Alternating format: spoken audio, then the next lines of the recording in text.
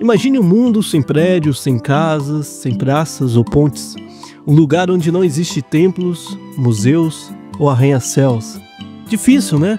Desde os primórdios da humanidade, o ser humano transforma o espaço ao seu redor para viver, se proteger e se expressar.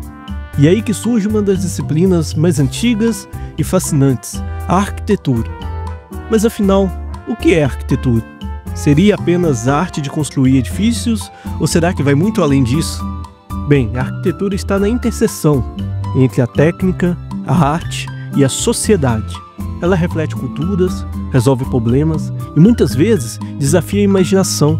Segundo o arquiteto Vitrúvio, no século I a.C., a arquitetura deve equilibrar 3 princípios fundamentais: a firmitas, que é a resistência, a utilitas, que é a funcionalidade, e a venusta, que é a beleza.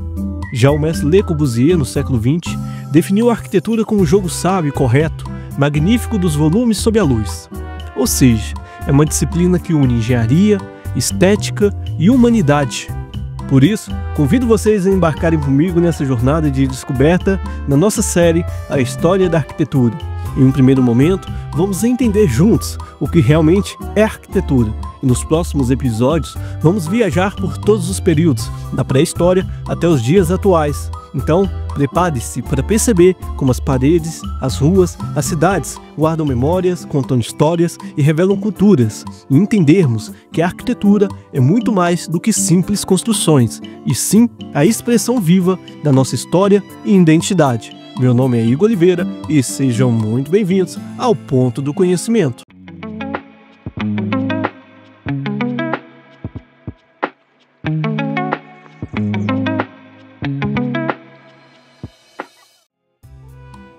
A palavra arquitetura vem do grego de architecton, que significa mestre construtor. O arch, principal, e o tecton, construtor. Isso revela muito. Desde a antiguidade, a arquitetura não é só sobre erguer paredes, mas é sobre liderar a criação de espaços com significado. Então a arquitetura é, em sua essência, a arte e a técnica de projetar espaços, mas não apenas isso. É a disciplina que transforma necessidades humanas em ambientes funcionais, seguros e inspiradores. Ela está no desenho de sua casa, na praça onde você passeia e até no skyline de sua cidade. Então você deve estar pensando, então a arquitetura é só construir prédios então. Não é bem assim. Enquanto as construções se concentram em como fazer, a arquitetura responde o porquê, para quem e sobre qual conceito. Ela envolve estudos de necessidades humanas, como iluminação, ventilação e acessibilidade. Ela traz a criatividade e a estética com a harmonia das formas, cores e textura, e também engloba a sustentabilidade e a tecnologia, com materiais e eficiência energética. Quer um exemplo prático? Pense na casa de vidro de Lina Bobart. Ela não é só uma estrutura de concreto e vidro, é um manifesto sobre a transparência, a integração com a natureza e a vida moderna. Isso é arquitetura. Portanto, a arquitetura nasceu de uma necessidade primordial, um instinto humano de proteção e abrigo. Desde os primeiros refúgios paleolíticos até os arranha-céus contemporâneos, essa disciplina evoluiu para se tornar um dos mais eloquentes testemunhos da nossa civilização, transcendendo a sua função utilitária original para se transformar em uma manifestação cultural complexa. Pois na aurora da humanidade, as primeiras construções responderam às exigências básicas de sobrevivência, como cavernas, cabanas de madeira e tendas nômades, que representavam soluções pragmáticas contra os intempéries e predadores. Porém, mesmo nessas formas mais elementares, já se esboçava o que viria a ser a arquitetura, a transformação intencional do ambiente natural em espaços humanizados. E com o desenvolvimento das sociedades, a arquitetura assumiu dimensões simbólicas. As pirâmides do Egito não eram meros túmulos, mas máquinas cósmicas para transcender o real. Já os templos gregos materializavam a ideia de perfeição, de matemática e harmonia. E as catedrais góticas, com seus vitrais e abóbadas, criavam metáforas em pedras da aspiração humana pelo divino. E em cada caso, a arquitetura servia como uma linguagem para expressar valores coletivos, hierarquias sociais e sistemas de crença. E na era moderna, a arquitetura tornou-se também instrumento de afirmação nacional e ideológica. O estilo neoclássico adotado em capitais ocidentais evocava a democracia ateniense, com os arranha-céus de Nova York, que celebravam o poderio capitalista. Já o realismo socialista soviético impunha sua visão através de edifícios monumentais. Mas hoje a arquitetura ela enfrenta o desafio de equilibrar a tradição e inovação junto da funcionalidade, e se por um lado ela incorpora tecnologias revolucionárias, por outro ela busca resgatar saberes construtivos tradicionais, e mais do que nunca compreendemos que o espaço que criamos molda o nosso comportamento, a saúde e o bem-estar. Mas enquanto caminhamos pela cidade, nem sempre percebemos a fundamental diferença entre o que foi simplesmente construído e o que foi verdadeiramente arquitetado. As construções representam o alicerce físico, a materialização concreta de cálculos e técnicas, que são necessárias sim, porém é insuficiente para criar espaços que transcendem a mera funcionalidade.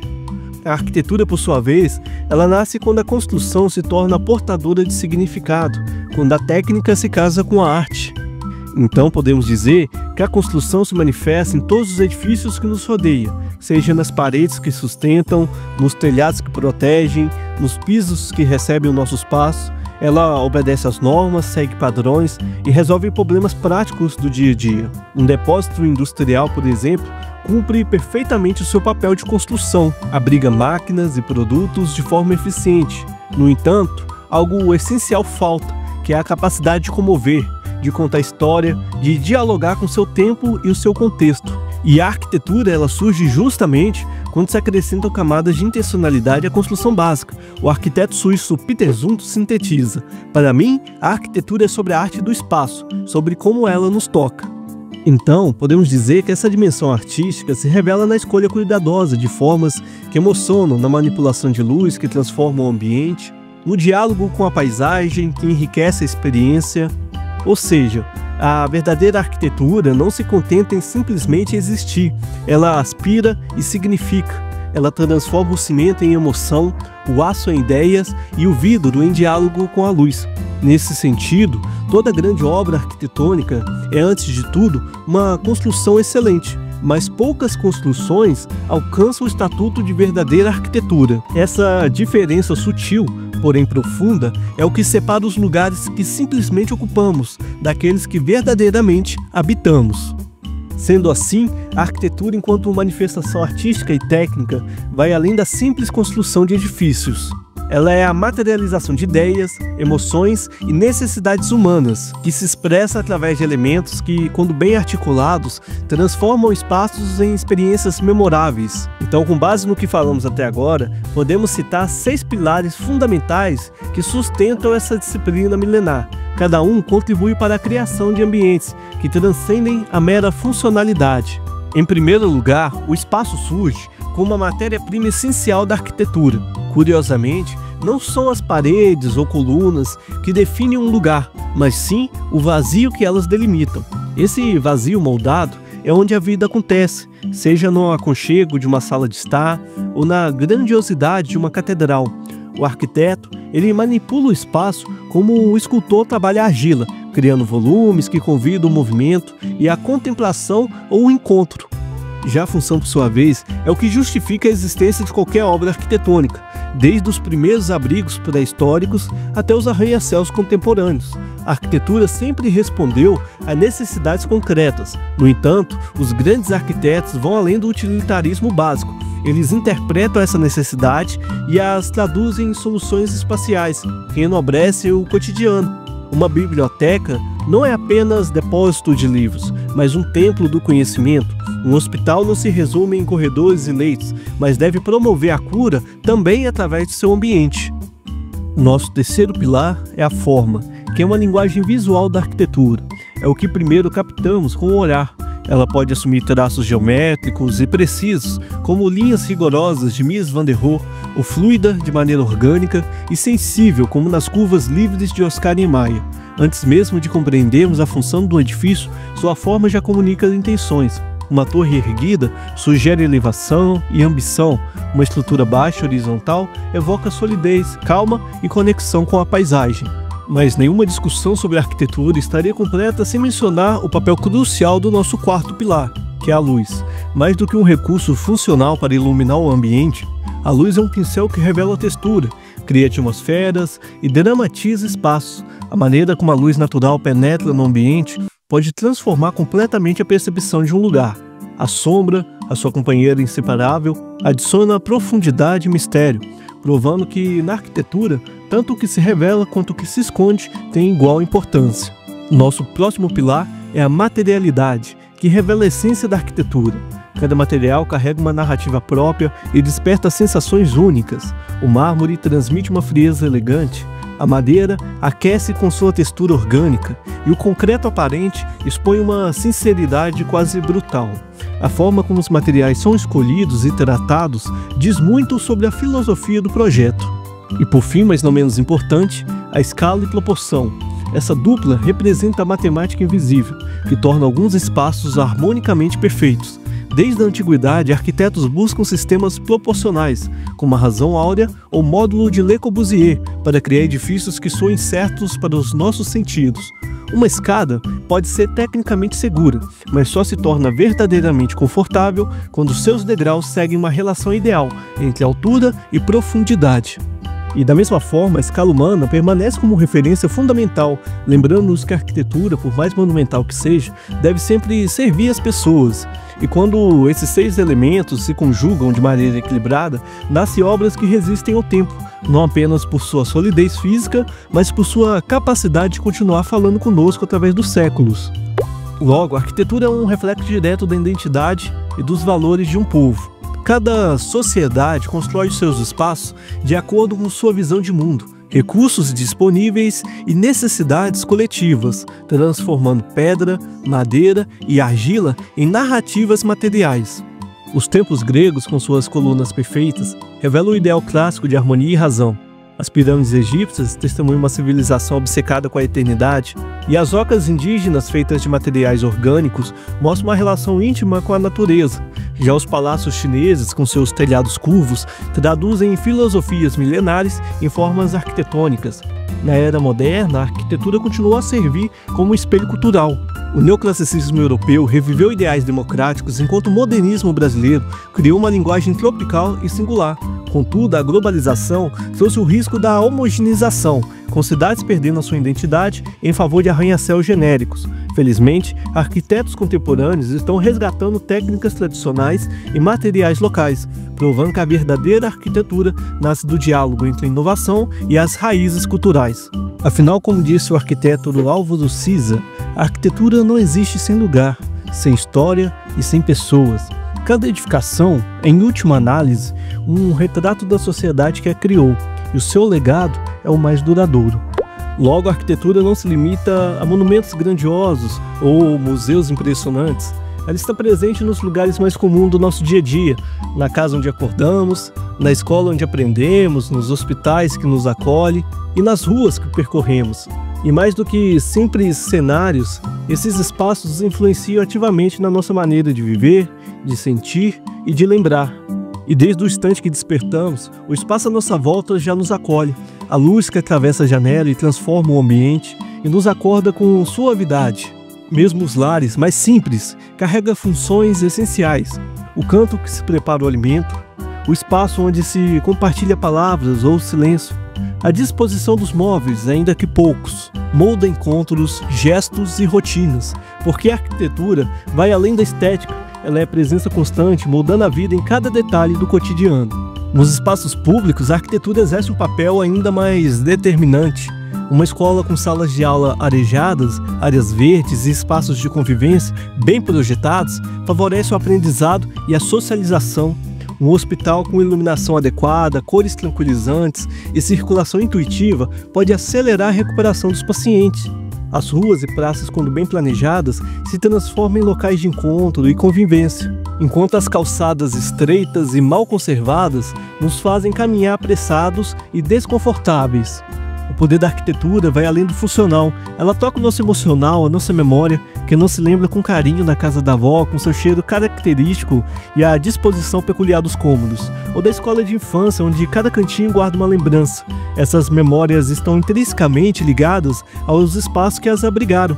A arquitetura do cotidiano, muitas vezes invisível em sua presença constante, é justamente a mais importante, pois é aquela que nos forma dia após dia, moldando silenciosamente nossos hábitos e relações, e até mesmo a nossa personalidade. Então, estudar a história da arquitetura é compreender uma viagem fascinante pela experiência humana, materializada em pedra, madeira e concreto. E mais do que mero registro estilístico, esse conhecimento nos oferece chaves essenciais para compreender a nossa trajetória coletiva e projetar com sabedoria os espaços do amanhã. Curiosamente, a arquitetura muitas vezes preserva verdades que os registros históricos omitem. As modestas casas de escravos contam histórias que os documentos oficiais silenciavam. As ruínas dos povos medievais revelam aspectos do cotidiano que as crônicas reais ignoravam. E ao investigarmos as construções das civilizações antigas, descobrimos não apenas técnicas construtivas, mas toda uma cosmovisão. As pirâmides maias revelam conhecimentos astronômicos surpreendentes. Os templos gregos manifestam um ideal de perfeição e matemática. E as catedrais góticas traduzem em pedra a espiritualidade medieval. Cada edificação funciona como portal para compreendermos como diferentes civilizações e sociedades se relacionavam com o divino, com a natureza e consigo mesmo.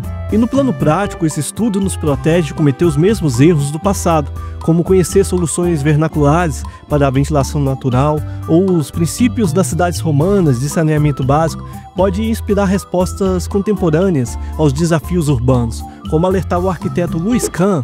Para saber para onde vamos, precisamos saber de onde viemos. Então a história da arquitetura também é uma história de resiliência e adaptação. Os construtores bizantinos, ao reutilizarem materiais romanos, ou os arquitetos coloniais brasileiros, ao ajustarem técnicas europeias às condições do clima tropical. Tudo isso são exemplos que ainda hoje oferecem lições valiosas em tempos que pedem soluções mais sustentáveis e consistentes. Talvez o aspecto mais relevante seja o desenvolvimento de um olhar crítico sobre o nosso ambiente construído. Ao compreender as forças sociais, políticas e econômicas que moldaram as cidades do passado, tomamos-nos como capazes de intervir conscientemente no presente. A arquitetura não é neutra, ela sempre serviu a determinado interesse e visão de mundo. Nas palavras do historiador Spiro Kostoff, toda arquitetura é um ato político, ou seja, estudar a história da arquitetura é, portanto, um exercício de cidadania, nos prepara para exigir espaços mais humanos, inclusivos e significativos. Afinal, como escreveu o poeta John Ruskin, quando construímos, não devemos construir apenas para o presente, mas sim para a eternidade. Logo, ao final dessa jornada, pela história da arquitetura, compreendemos que cada construção é mais do que simples moradia ou abrigo. É um testemunho material da nossa evolução como civilização. Desde as primeiras cabanas primitivas aos arranha-céus de aço e vidro, a arquitetura sempre foi um espelho mais fiel das aspirações humanas. E os edifícios que nos cercam contam histórias silenciosas sobre quem fomos e quem somos. Eles revelam nossos medos, nossas ousadias, nossas limitações técnicas e nossos voos criativos. Nesse percurso descobrimos que a arquitetura nasceu da necessidade, mas se elevou pela arte. Cada estilo reflete o espírito de sua época. Os espaços que criamos moldam nosso comportamento e memórias. E que essa reflexão nos inspire a valorizar nosso patrimônio construído e pensar criticamente sobre os espaços que herdamos e que deixaremos como legado. E agora que entendemos o que é arquitetura e por que ela vai muito além de apenas construir, estamos prontos para mergulhar fundo na história. E nos próximos episódios vamos explorar cada período arquitetônico, começando pela pré-história, passando pelas grandes civilizações antigas e pelas transformações da Idade Média, até chegarmos aos estilos que moldam a cidade e o mundo como vemos hoje, incluindo a arquitetura brasileira. Então é isso aí, pessoal. Lembre-se que as dicas e referências que mencionamos estão na descrição do vídeo. Dá uma olhada lá para se aprofundar ainda mais no tema. E se você gostou desse vídeo, não esqueça de deixar o seu like, se inscreva no canal, ative o sininho para receber notificações de novos conteúdos. Muito obrigado por assistir e até a próxima!